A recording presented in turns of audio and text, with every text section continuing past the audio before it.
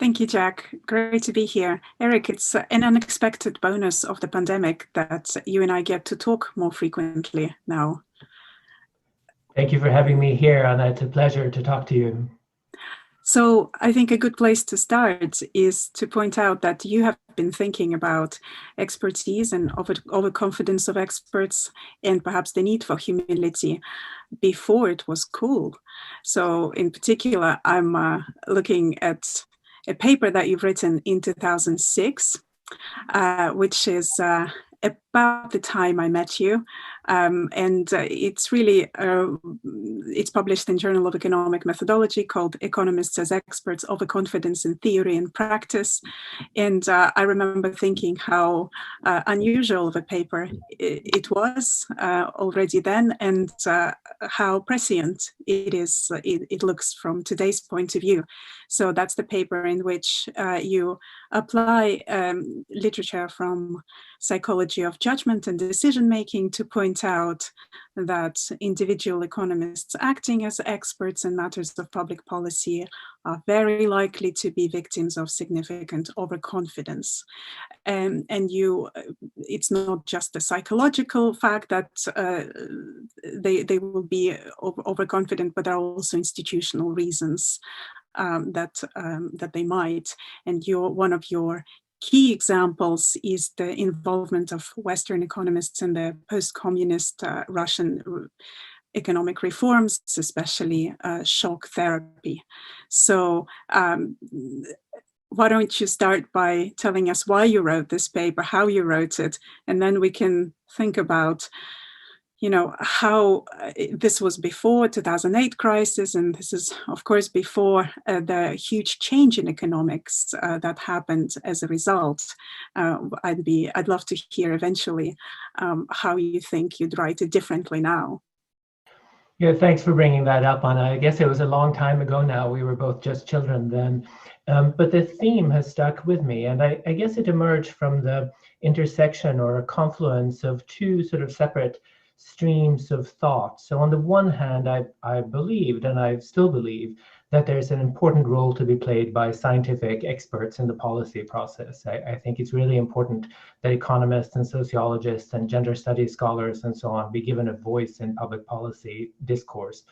At the same time, I was acutely aware of various experts overstepping various boundaries, people appearing, as it were, in a white coat on television to give people advice on things that it was perfectly obvious that their science could not possibly support. And so there's a sense in which these individuals were trespassing. They were pretending to have expertise in domains where they did not. And so what I wanted to do was to explain, or try to explain, where the sort of tension comes from and how to, how to resolve it, how to identify the proper role of an expert from the sort of roles where experts overstep various boundaries. And I ended up focusing on this predominantly cognitive phenomenon on overconfidence, which is well studied in judgment and decision-making, and which I argue we should expect to be pervasive among the specific social scientists who appear as experts in public policy debates. Right, thank you. And your big example was the introduction of free markets and liberalization of economies in the Soviet case. That was. Do you think economists now think of involvement in those reforms as a big mistake? Do you think it is recognized as a case of dramatic failure? I hesitate to speak too much about the mental states of economists because they're inscrutable to some extent. But certainly, I mean, there was a group of economists who stepped up very early on when they saw the Soviet Union crumbling and who volunteered themselves as experts in the refashioning of the Soviet or of Russia into a modern democratic capitalist state. They came up with these stories about shock therapy and how you had to act quick and so on. And what was interesting to me was to track how the rhetoric changed over time. Like very early on, things were going to happen fast. There was going to be some minor pain early on, but this shock therapy was going to work quickly, and things were going to turn out very well. And then you track like Russian GDP over time, and things really did not go very well. Life expectancy dropped dramatically, especially for men and so on. And it was interesting to me to track how these economists sort of looked at their work and what had happened. For the longest time, they argued that things were really looking up, that official GDP figures totally misrepresented what was going on, things were going great. And then at some point, when they couldn't maintain that facade anymore, they started arguing that shock therapy had never happened, which was very odd because just a few years previously, they had argued that shock therapy worked. And presumably, in order to have worked, it must at some point have been implemented. So I saw the rhetoric, or I saw these individuals tying themselves into pretzels, trying to justify what they had done. At the same time, I didn't want to completely reject expertise. I didn't want to completely reject the role of economic experts in a process such as this one. And I was interested in carving out a space for legitimate expertise. I mean, you all are working on this in a way that's much more advanced than what I ever did, but the work is vital, and it's never been more immediately relevant than at this particular moment. In the spirit of making this a conversation and adding a personal anecdote, looking back, I was a teenager when I saw the talking heads on TV talking about how we should organize the country in the Soviet Union, how economy should be thus, people should be thus, education should be thus. And I don't remember a feeling of either great confidence or a great skepticism of them. I suppose more on the confidence because, they came from the West and they must have known what they were talking about from my point of view then. But if I look back, I think that's probably why I became myself so interested in philosophy of social science, because it was just such a fascinating sight to see people, asserting strong views on such incredibly complex matters about how a whole country of 200 million people should live. Let's keep going. And so developments in our discipline in philosophy of economics and history and philosophy of science, now we even have a name for the virtue that we are hoping experts to exercise, or perhaps not. So let's talk about that virtue. Epistemic humility is a term. Where do you think that comes from? Where does the term comes from? Who starts using it? And how do people define it? And then how do you define it? I guess humility is something we've been talking about for a very long time. I don't actually know who started talking about epistemic humility, and that's something I'll look into. I guess humility has had a bad name. People confuse it with being meek. There's that line about the fellow who is humble and who has much to be humble for, and so on.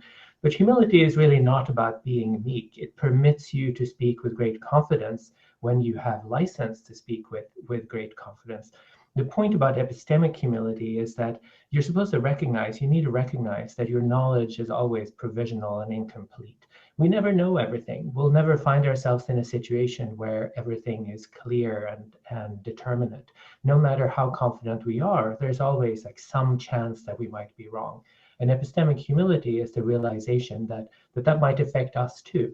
It's hard in certain cases. Say, for example, you're involved in a discussion about vaccines and vaccine safety. So we have overwhelmingly strong evidence that vaccines are, on the whole, fantastically beneficial for humankind. But it's nonetheless true. There's some chance that we might be wrong about some detail of the story. And no matter how confidently we're expressing ourselves about something like that, we still need to recognize that there are ways in which we could be wrong. Indeed, what characterizes science, you might say, what makes science different from other forms of belief, is that it is open to revision in light of new evidence. That's what science is supposed to be. And this concept of epistemic humility reflects that. Great, thank you. And in particular, so let's just be nerdy philosophers about it. It's really important that epistemic humility is not just about being careful with what you say, right, and being careful about how you phrase. It's not about a reception of your ideas as such, and it's not really about behavior. It really is about your state, so your mental state. So you really have to be humble about what you think you know, right? That's exactly right. So it's a feature of your character, and it relates to your mental states, the mental state that you're in. Mm-hmm. Good. So, and let's try and connect that to economics. So, presumably, it's one of the virtues. It's not a virtue that is, should trump every other virtue that we might have. But it's a virtue pro tanto, right? It would be nice if it was in our moral vocabulary. Right. I mean, there are other virtues as well. So intellectual honesty and courage and so on. And these are all virtues at the same time. You can imagine situations where they pull a little bit in opposite directions, but you can also imagine a wide range of situations when they pull in the same direction. And courage requires you to say something, and humility requires you to say it with some care. Yeah. So, what do you think are the obstacles to epistemic humility in economics? Let's try and think about the discipline as we know it, the discipline as we see it practiced, either historically or today. Have the obstacles to epistemic humility kind of evolved over time as economics has changed? I guess economics is interesting because economists have a reputation for being particularly arrogant and self-centered, and there might actually be something to that. Now, I like to connect my thinking on epistemic humility to this idea of overconfidence that we were talking about, I think, earlier, where overconfidence is the relationship between how confident you feel about your beliefs and how likely those beliefs are to be true. So if you're properly calibrated, as people say, then your confidence matches the probability that your belief is true. If you're overconfident, you're excessively confident relative to that standard. This is an interesting thing to talk about, I think, because it's been studied very extensively since the early to mid 70s. And the thing about overconfidence is that, I mean, we can criticize economists until we get blue in the face, but overconfidence really comes across as a sort of default setting. People are overwhelmingly overconfident in a wide range of scenarios. It's particularly true, though, when we're dealing with judgments that are hard. So if you're trying to predict a stock market or the development of a pandemic, like fantastically difficult judgments, overconfidence should be expected to be high. It's also increasing with confidence. So if you meet somebody who's extremely confident about their beliefs, say about the pandemic, that's a marker that they're likely to be overconfident. And then, of course, before you ask, there's a gendered component to this. So early on, people were not exactly looking at gender so much, but more recently, there's research that shows that men are significantly more overconfident than women, particularly so when it comes to gender-coded or male-coded tasks, like predicting the outcome of a football match or some such. It seems to have to do with, or literature suggests that it has to do with how we assess evidence. So according to the story, women are better at assessing evidence that they're wrong, whereas men are more likely to ignore that sort of evidence. And this is visible in trading behavior. So if you're overconfident in your abilities to trade and make money, you're likely to lose money. And you could tell in financial markets that men who are more overconfident tend to do worse in their portfolio decisions than women who are, on the average, less overconfident. It sounds like, as far as a social science finding, it's a pretty robust one then. So almost like a law, would you say? I think it's extremely robust. As far as research and judgment and decision making goes, it's been replicated many times. People have been at it for like almost 50 years, and we've learned a fair bit, I think, about where this is coming from. part of it has to do with a habit that we have of looking for reasons that we're wrong, when reasons that we're right. If you're involved in a conversation or an argument, it's a habit to go look for reasons to think that you're right. We're much less used to and much less proficient at looking for reasons that we're wrong. And then there's confirmation bias. And so when we make judgments and we're wrong, we have a tendency to misinterpret the evidence that comes back to hit us after the fact. We're more likely to pay attention to evidence that supports our previous beliefs than we are to pay attention to evidence that contradicts it. And we're quite good, really, at misinterpreting evidence so as to conform to our pre-existing ideas. Many people have heard about the Dunning-Kruger research program, and it's really relevant here, I think, where Kruger and Dunning did a series of studies where they looked at how good people were at various tasks and how good they thought they were. What they found was that people who were extremely good were a little underconfident. They were a little better than they thought they were. But people who underperformed ridiculously overestimated how good they were. And not only that, so what was even more interesting, I find, is that when they gave people evidence about their performance, so for example, they allowed people who'd taken grammar tests or math tests to grade the exams of other students next to them, they should have adjusted their estimates of their performance in the correct direction. And people who were very good at the task did that. So the people who were underconfident ended up a little less underconfident. But the people who performed really poorly early on became even more convinced that they were really great. And so they moved in the opposite direction. And the story here that they developed is that the cognitive skill, that is the skill at the task, is deeply intertwined with a metacognitive skill, which is the skill required to judge how well you're doing, in such a way that if you lack the one, you also lack the other. So people who are incompetent in this story are at a double disadvantage because they're poor at what they're doing and they lack the ability to assess that. Without offending anyone, I'll say I think about this a lot when I grade exams. So the very well-prepared students are sometimes surprised when they get 100% or excellent marks. They didn't expect it and they're happy to get it.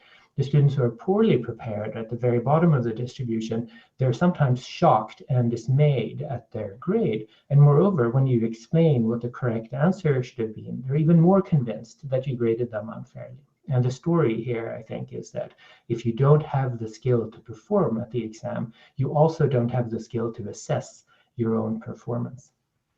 And then just to wrap this up, there are also sort of social effects. So we may be encouraged to be overconfident because people tend to conflate confidence with competence. So you see somebody who's extremely confident, you might infer that they must know what they're talking about. And so we're inadvertently sort of egging each other on. And then not to mention the people you see on television who are selected in many cases, I think, for their overconfidence. You have much better television if you have a group of people who are all overconfident with different beliefs than you do if you have a serious scientist who expresses herself with some caution. So people who are epistemically humble, I guess, are not that much in demand in some contexts in social life, at the pub and on television. Thanks, that's great. So it sounds like we have several levels of mechanisms that ensure overconfidence. So some of these mechanisms will be psychological, some of them might even be evolved, I don't know. Some of these psychological mechanisms might be extremely common to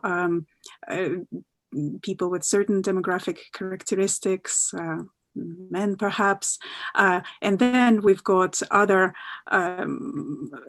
effects kicking in, effects of how we organize TV, effects of how we organize schooling. So various, there are additional social mechanisms for ensuring or bringing out overconfidence. So let's see how each of these levels would play out in economics as we know it, which is a science that a lot of it is done often by men. It is done in this political economy of contemporary universities and think tanks, where we are evaluated on the basis of our brilliance and greatness, and where we sort of compete with each other for various external indicators of this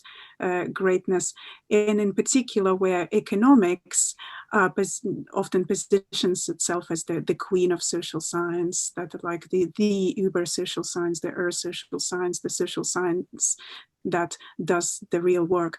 So all of these are likely to, now we're setting ourselves up for overconfidence on asset.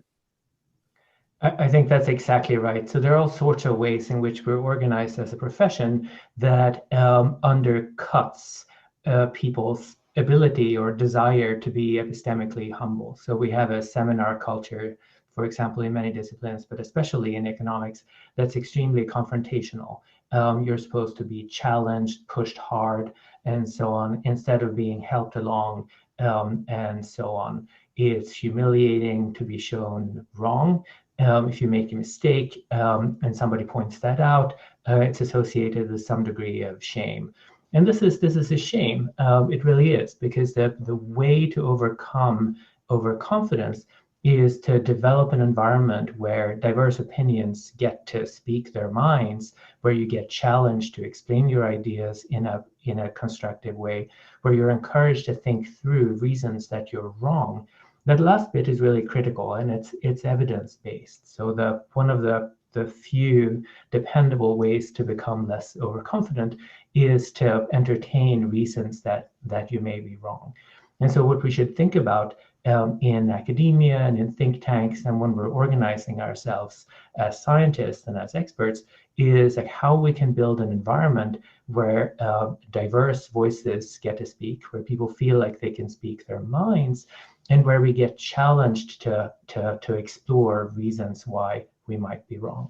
We should also think about encouraging an environment where it's okay to say, I don't know. Like, many academics find it difficult to say that. It's hard in a teaching context, but in a way, it's really refreshing from time to time to say, I don't know. If you have an environment where people never say, I don't know, then you're in trouble, right? Because you know that not everyone knows everything all the time. And then you should have an environment in which people feel free to admit that they were wrong.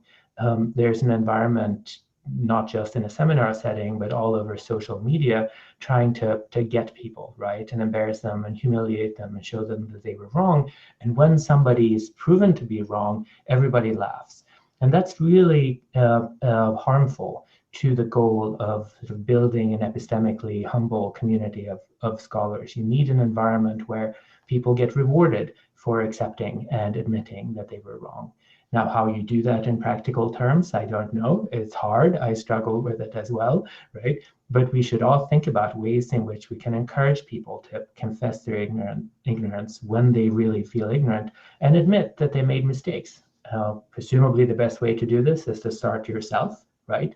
To begin confessing that you make mistakes and so on. And that's something we could all do, like starting now. Thanks, Erik. This probably would be great to build that up to a story of how we then came to have a crisis of expertise. And I'm sure the story of kind of self-inflicted problems due to overconfidence would have to be one of the causal factors. So Jack, why don't you jump in here with some questions? Sure, I had a question actually very much on this topic, Erik. You said a lot about the kind of interesting environment in which you need to foster epistemic humility. But I wonder if you can, and you said that obviously it's not quite clear on the larger macro level how you foster that, but I wonder if there's any certain kind of macro structures in epistemic communities which you might point to, which seem to be at least definitely bad things. So is it problematic? Are hierarchies problematic, for example? Is it important that there are different sources of kind of power in disciplines? Or are there other kind of things that you might draw on to at least discourage overconfidence? I think hierarchies can definitely be harmful to the extent that people in lower ranks hesitate to contradict people higher up. So there are some environments, less so in academia than in certain corners of the business world maybe, where you hesitate to speak your mind because you might get fired, right? We hear stories of public administrators suffering that sort of fate. And if you have an environment like that, you will end up surrounding yourself with yes men and yes women, if there is such a thing, and that's absolutely going to be harmful to the performance of the community as a whole. But you sounded like you had something on your mind there, Jack. Do you have your own views on this? Nothing in particular. I guess there's a lot of interesting. Nothing in particular except the dissertation that you've written. I guess a lot of detail on how different disciplines have different structures of hierarchy, and I guess I thought it might explain part of in your 2006 paper discussing the kind of overconfidence among economists might be in part explained a mixture of internal hierarchies of discipline, as well as, like you said, the power that discipline has in comparison to others. So there's a kind of interesting trade-off, might seem, between the overconfidence one of certain disciplines and how much power they then have in the public domain, and also how much that overconfidence is able to be shown, partly because there's internal hierarchies that make external consensus, make it look like there's consensus externally.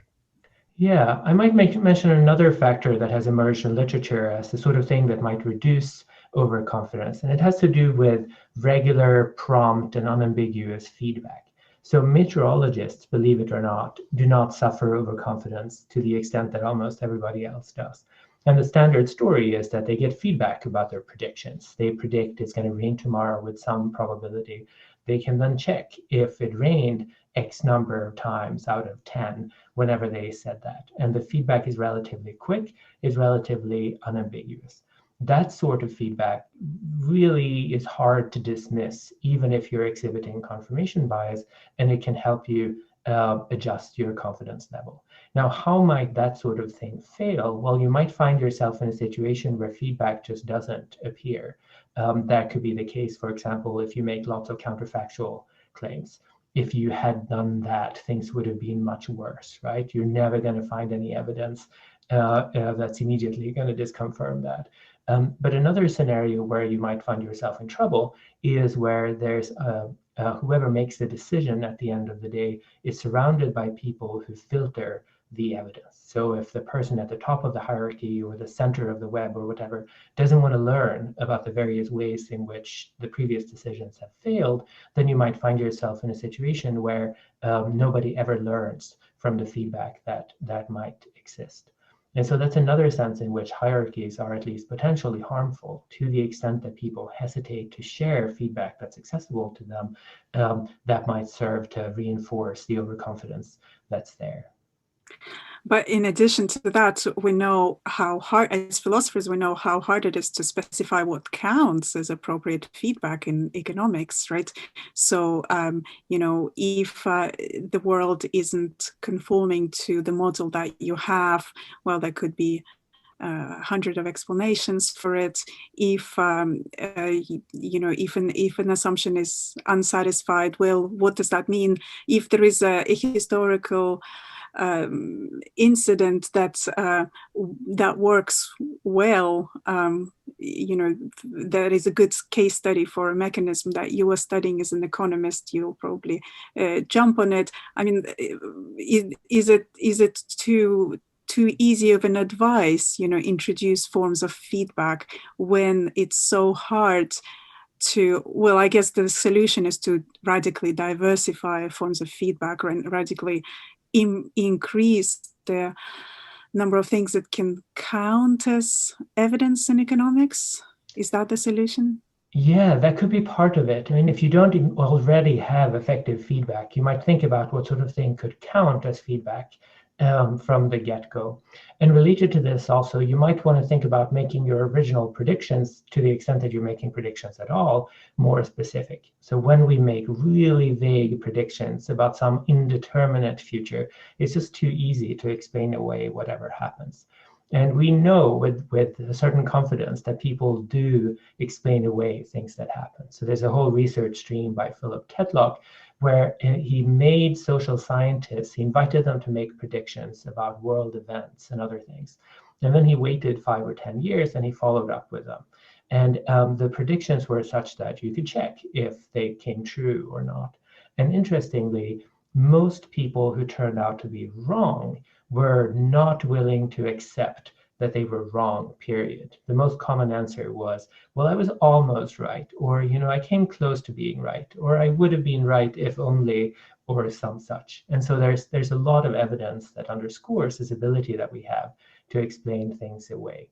And we see it right now, I think, when we talk about various experts with different opinions on the pandemic and things we're going to do, even within the relatively short time frame since I guess the 3-month period since the first case was discovered in the EU, people have made predictions that in some cases seem pretty obviously false, and yet it's very rare to find an expert who will say, yeah, I was wrong. There are cases like that, and they're honorable.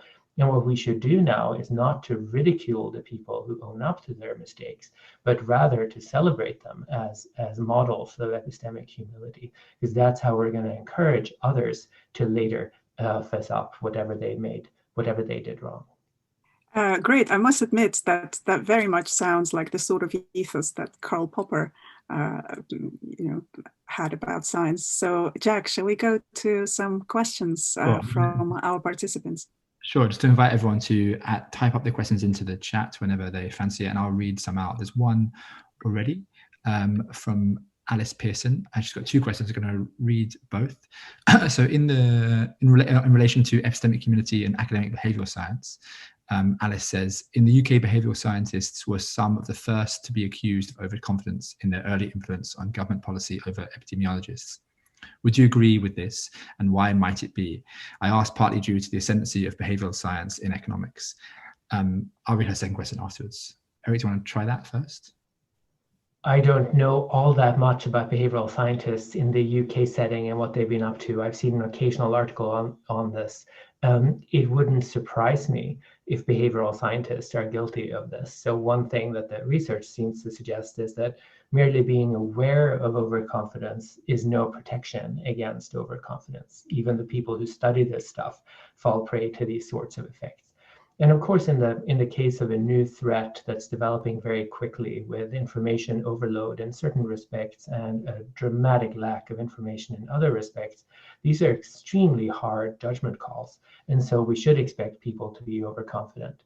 Maybe Anna has something to add to that since you track the UK situation more closely. Yeah, thanks for this excellent question, Alice.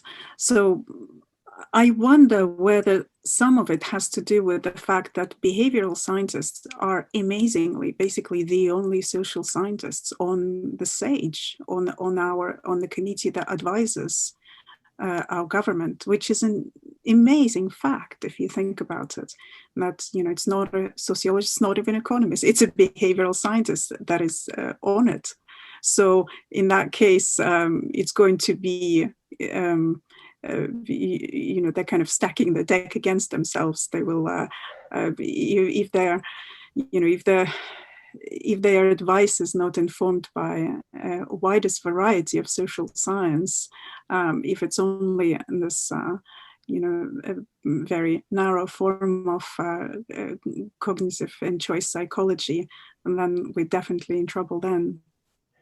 If I may add, we should expect problems with self-selection. And so whenever there's a challenge in Russia in the early 90s or in the UK today, there are people who will volunteer their services, but the people who will volunteer their services first are likely to be disproportionately overconfident, right?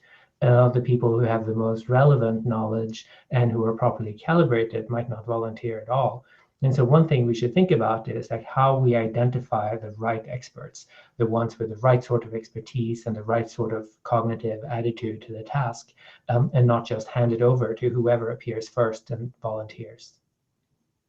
I have a sort of follow-up question to Alice's question, partly, and it relates to what Anna just said too. To what extent might there be might you expect difference in overconfidence based on the kind of methods that different experts employ? So are there experts with certain methodologies that are more likely to be overconfident than experts that employ other methodologies, for example? I'm not aware of any systematic differences there, because I think we should expect overconfidence to be pervasive. Like I said at the outset, there's a sense in which overconfidence is the default setting. And so in some kinds of decisions, and in some countries, many of the decisions are made by professional experts who make judgment calls. They take into account whatever scientific literature they have at their disposal in combination with whatever facts are coming in, and they're making decisions on the fly. In other contexts, people make decisions on the basis of extremely complicated models. But as far as I can tell, overconfidence afflicts people of both categories. The people who make the models make predictions that are like way too specific. And you can tell because the prediction or projection often comes with a confidence band or an uncertainty interval, which tells you how often you would expect the real situation, the real scenario to be within that band. And normally it's like 95%. And so if you want to be perfectly calibrated, then 95 times out of 100, the real outcome should be within that band. And it's not. The true outcome falls outside of that band, like way too often. So that's a pretty clear indication that the modelers are overconfident. But the same thing we should expect will be true of the experts making these sorts of judgments.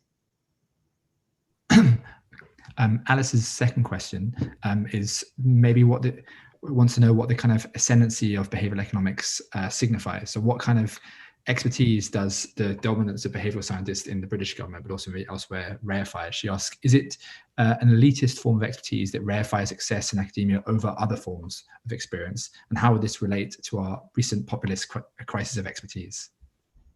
Yeah, I mean, I assume that's exactly right. There's some degree of elitism here.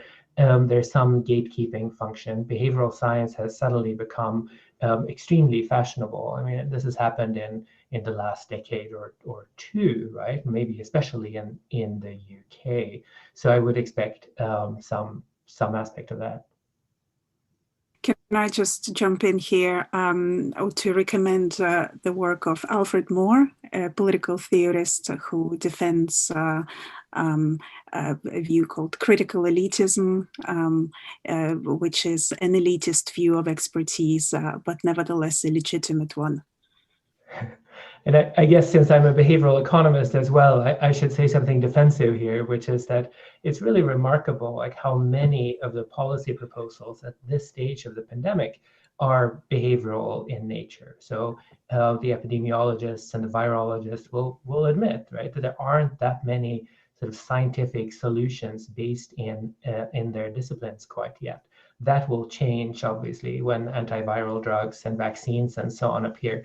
But at this stage, the most we can do to control the pandemic are these non-medical interventions, getting people to wash their hands, getting them to stop touching their faces, getting them to stop going out to the pub and so on. And those sorts of challenges, those behaviors are essentially behavioral, right? And so the solutions are very often going to fall within the domain of behavioral science.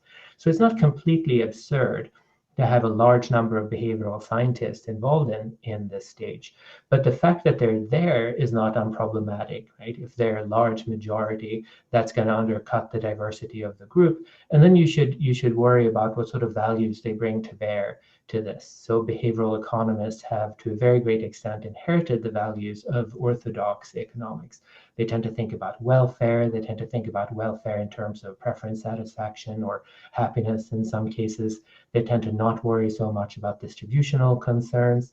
And these are all questions that are politically salient and absolutely critical, but that social scientists may be singularly bad at addressing in a sophisticated way. I know, Anna, you have many thoughts about this as well. Well, I'm keen to move on to some wonderful questions that we've just been receiving. So in the future. Yeah, we have loads of good questions.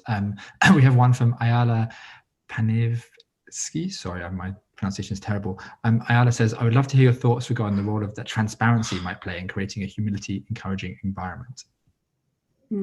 Can I start on that one? Thank you for that really lovely, important question. So on the one hand, transparency is often, the favorite solution when it comes to any crisis of confidence in anything. So well, if we make the process of scientific discovery and transparent, then people will have a greater confidence in it. If we make our values transparent, then people will understand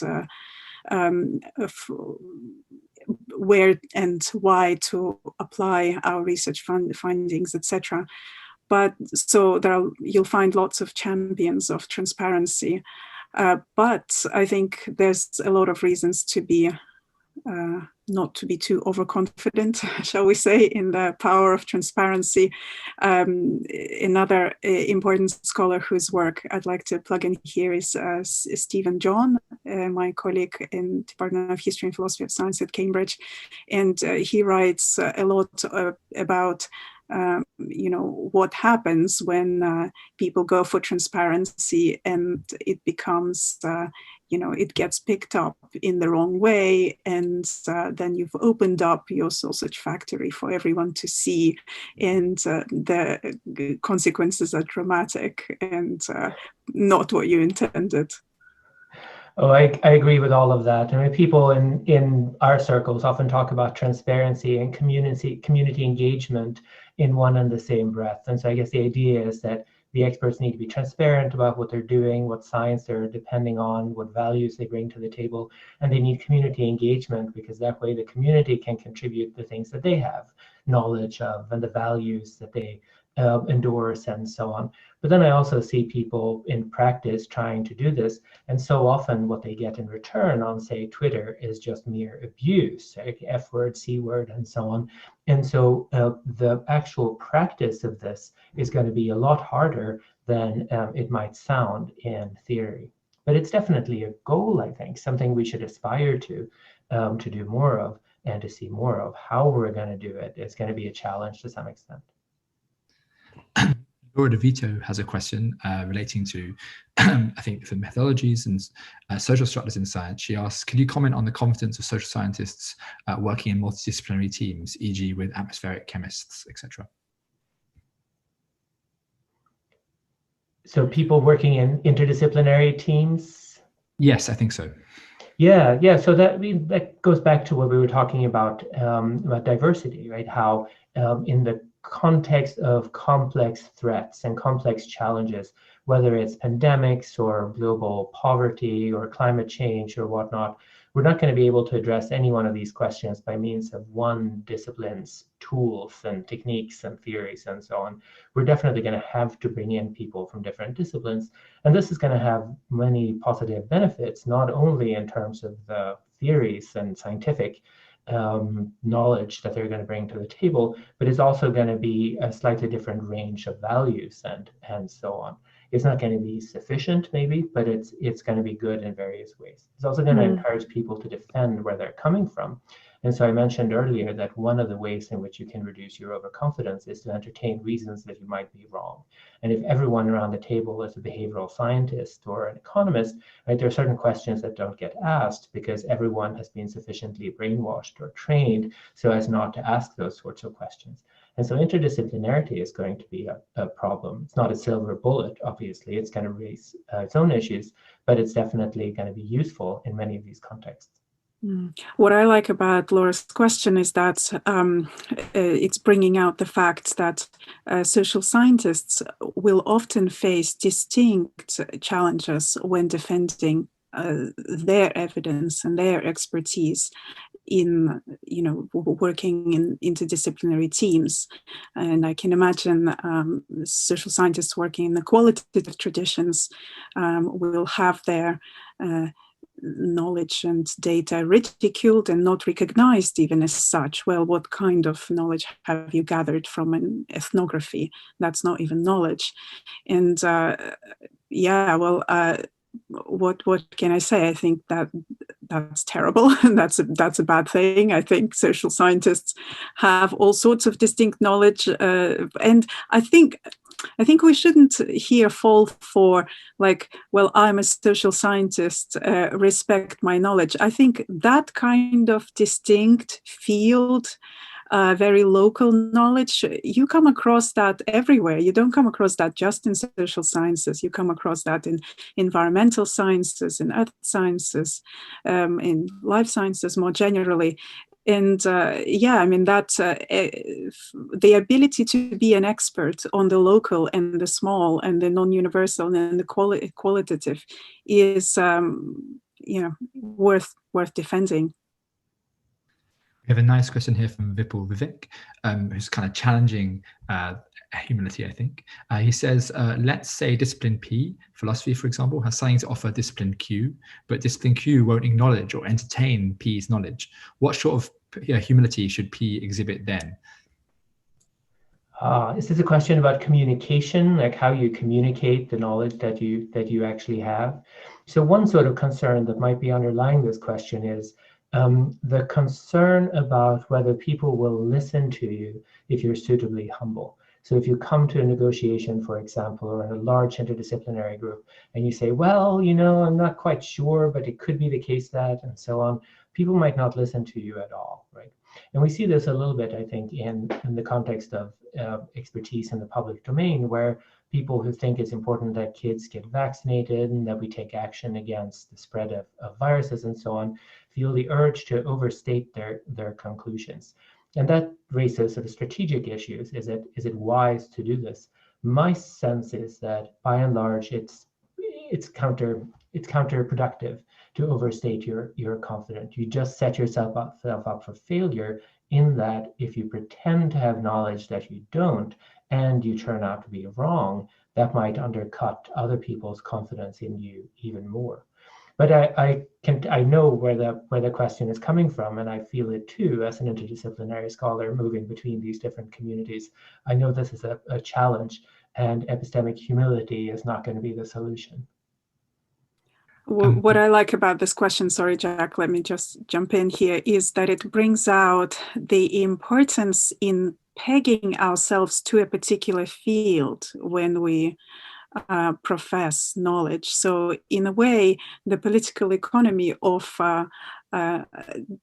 academic world is such that you have to identify as something, right? As an economist, etc., as some kind of recognized field, right? And without pegging yourself to any particular, you don't even exist. It's like you're stateless. It's like you are, you don't have a passport.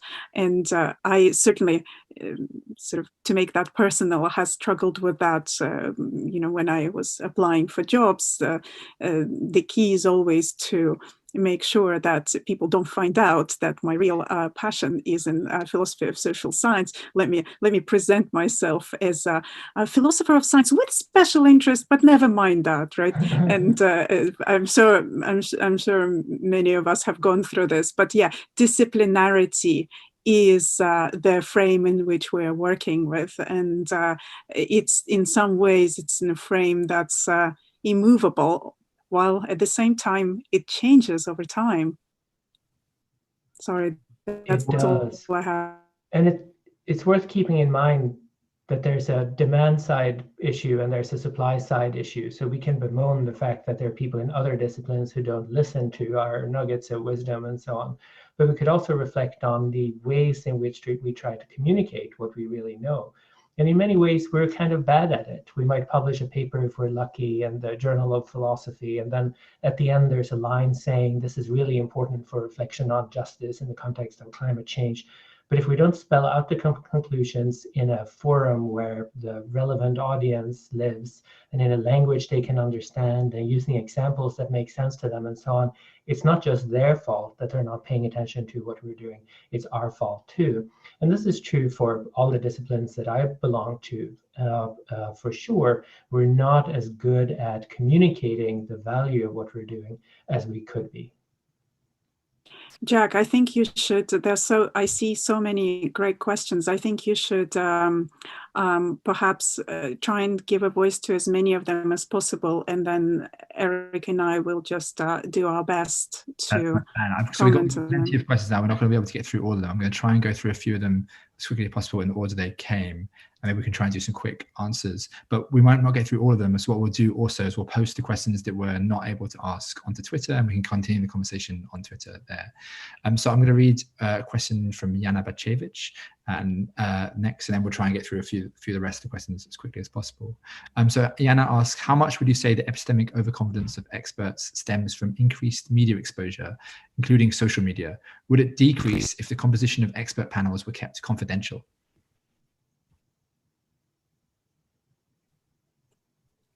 Erik, you go.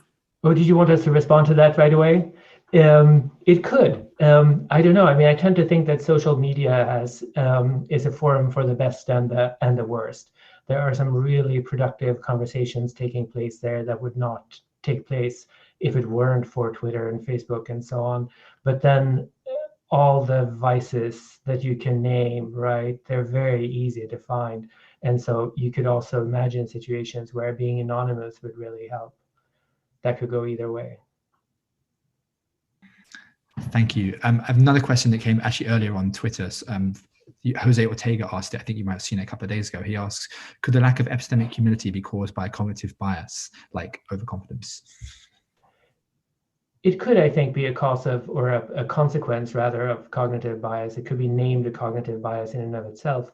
But it's also important to recognize that it's, to some extent, behavior that responds to incentives. If we build a community that rewards overconfidence, we're going to see more of it than if we build a community that does not. And so it's not just a cognitive problem. It's not just a cognitive bias. It's also a reflection of the environment in which we make these judgments.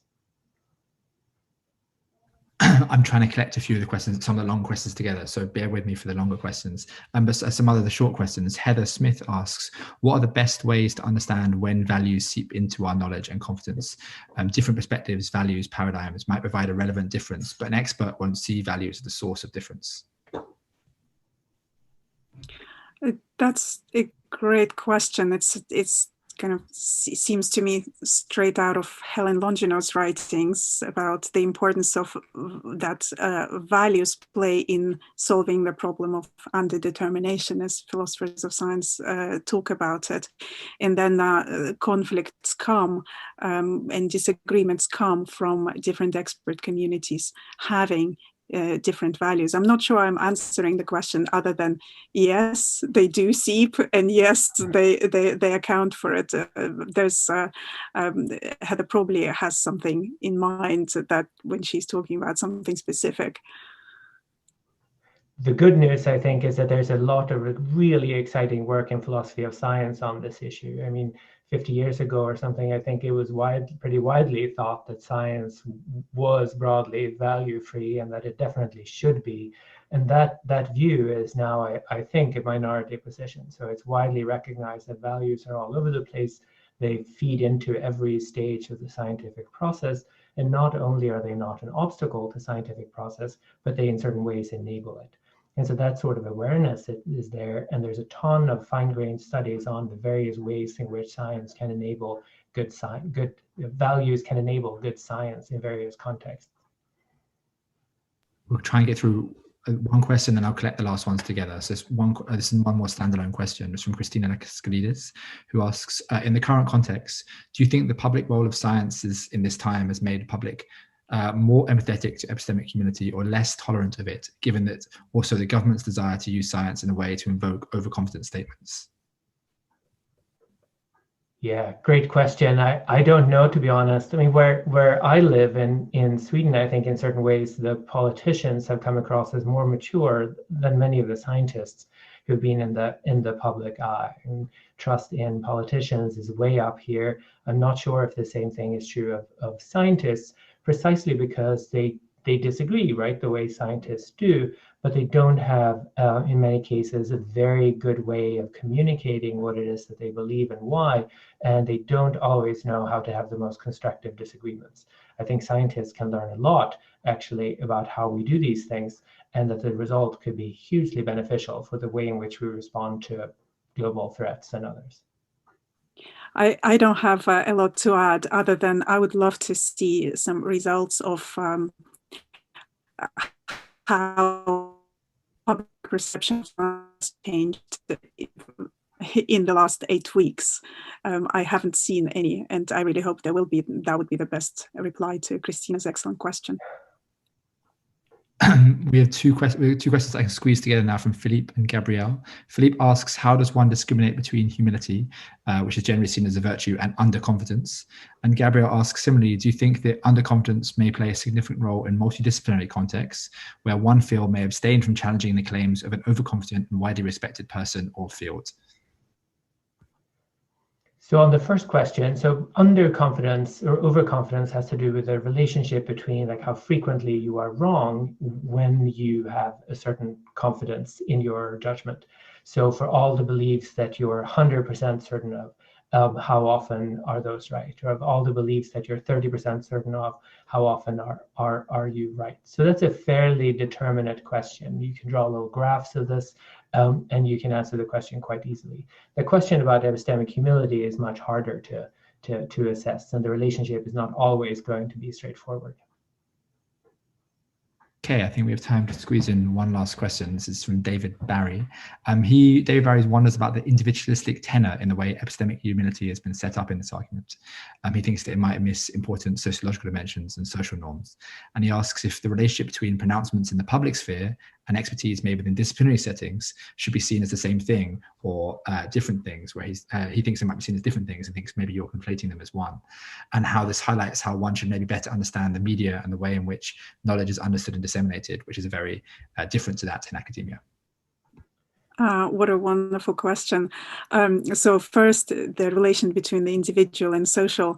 It is so often that a given virtue might be an individual virtue, but not a social one, or the other way around. And it is very easy for philosophers and HPS scholars in general, I think, to fall into individualistic frame, like, wouldn't it be nice if somebody was kind of more pluralist or more humble or more open to other methodologies, and then as you, Jack, know very well, it becomes a whole other ballgame when we ask what would it mean for a field, or what would it mean for an epistemic community to be even, well, it's a question in social ontology, can we attribute virtues and vices to a community? Maybe not, but it certainly is the case that certain communities can be arranged such that they would be prizing certain virtues.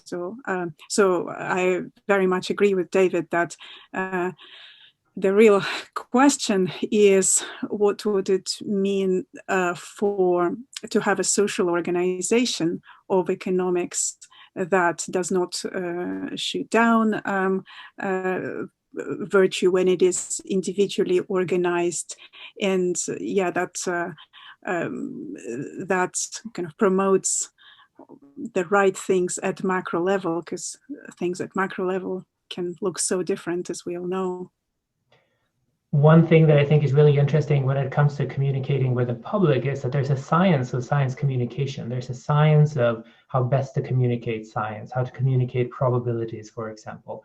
But many of the practicing scientists who try to talk to the public proceed as though the science really doesn't exist at all. And that's really harmful because it misses opportunities to communicate better. And it's really an expression of science denial in the same way as climate deniers are denying the climate science, pretending as though it doesn't exist. And so that's something that scientists quite generally can do much better at. Hey, That's all we've got time for. Thank you very much for all the questions. Thank you very much to Anna and Erik for a wonderful conversation. Sorry to anyone whose questions I didn't get round to. Before we finish, I just want to say that next week, next Tuesday, May 19th, we're having another conversation at 4 p.m. British time between Cornel Ban and Christina Laskaridis on trouble in church, mainstream macro and emergence and pandemic economics. But yeah, so thank you very much for a really interesting conversation, Erik. Thank you, Anna. Thank you, Erik. Thank you, Jack, and thank you, Politics of Economics team, for making it possible. Well done. Keep going. Thanks very much. And thanks to everyone who came as well. Sorry, Erik. Thank you all so much. Now, this is the point where we would ordinarily go for a pint, right? And under the circumstances, if anyone is doing this, even in your own kitchen, feel free to tweet us a picture and we'll tweet you right back. It sounds like a great idea. All right, thank you very much.